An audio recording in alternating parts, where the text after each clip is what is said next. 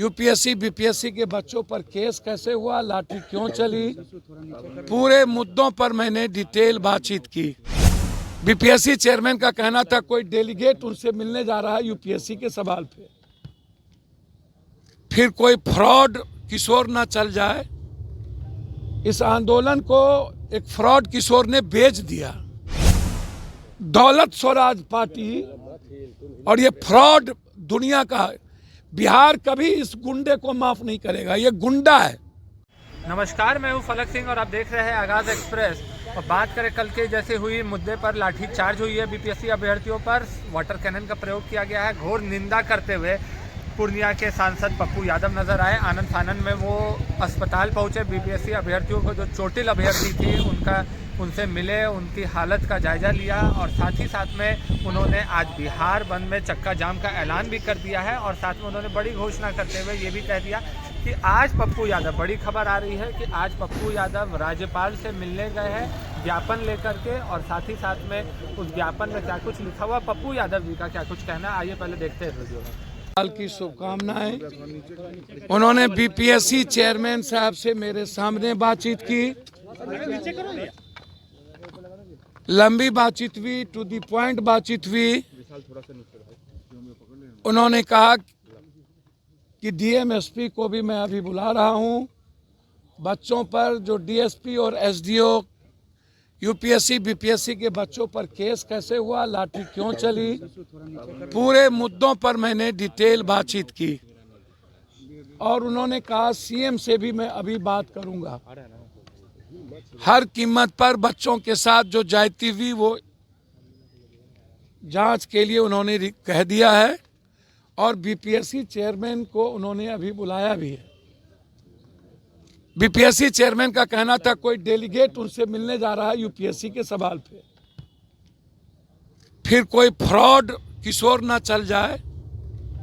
इस आंदोलन को एक फ्रॉड किशोर ने बेच दिया, मुहिम खत्म कर दिया। सरकार से मिलकर के पदाधिकारी के साथ उन्होंने पैसे का साठगांठ किया और इस आंदोलन को भेज दिया। और कल रात में जाके बच्चों को गाली गलौज किया, कुत्ता, कमीना, साला, कम्बल देते हैं तुमको।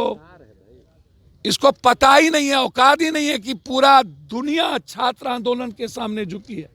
अभी बांग्लादेश का हश्र उसे याद नहीं है, भारत का हश्र उन्हें याद नहीं है। ये दौलत स्वराज पार्टी और ये फ्रॉड दुनिया का है। बिहार कभी इस गुंडे को माफ नहीं करेगा, ये गुंडा है।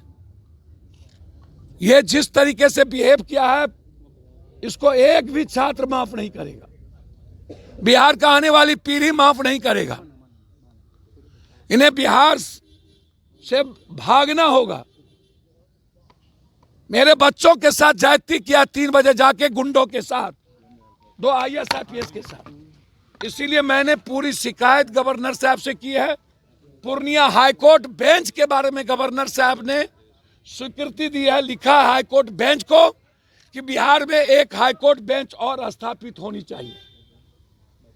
ये 2 बड़े मुद्दे जो बीपीएससी और पूर्णिया हाईकोर्ट के मुद्दे थे, जिसके लिए आज हम मुलाकात किए।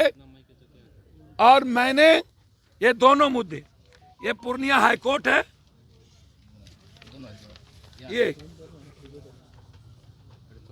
ये पूर्णिया हाईकोर्ट का बेंच का है कि बिहार में एक हाईकोर्ट बेंच और ये मुद्दे। और उन्होंने अभी ही मुख्यमंत्री से बात करने का आश्वासन दिया। डीएम-एसपी को बोले हैं कि मैं बुला रहा हूं, और बीपीएससी चेयरमैन से वो डायरेक्ट बात किए और उनको कहा है कि आप पूरा डिटेल हमें आकर के बताएं कि किस आधार पर आप 4 तारीख को एग्जामिनेशन लेने की बात कर रहे हैं। जैसा कि आपने देखा और सुना, साफ तौर पर उनका कहना है कि छात्रों पर ये जो अत्याचार हुआ है ये निंदनीय है।